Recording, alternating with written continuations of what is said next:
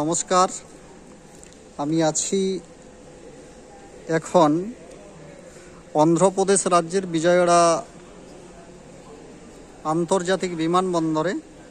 তো আমরা এই যে ট্রফি জয় করে ফিরছি, এই যে রানার্স আপ হয়েছি, পশ্চিমবঙ্গের মানুষ দেখতে পাবে।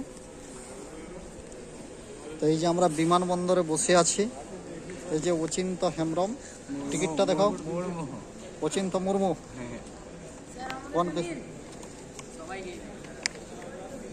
এই যে ইন্ডিগো বিমানে করে যাবে।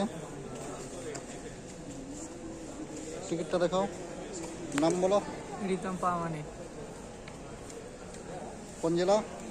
নদিয়া। প্রত্যেকের জেলাটা বলে দিবি। বর্ধমান জেলা।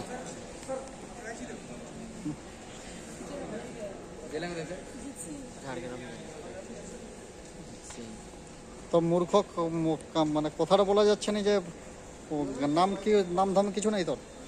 সুশান্ত সোরেন, ঝাড়গ্রাম জেলা। রাজ রায়, বর্ধমান জেলা। অভিজিৎ হালদার, মালদা জেলা।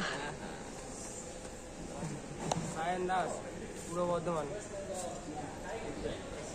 বিজয় বাদর, মেদিনীপুর জেলা। আরজে হেমব্রম, বাঁকুড়া জেলা।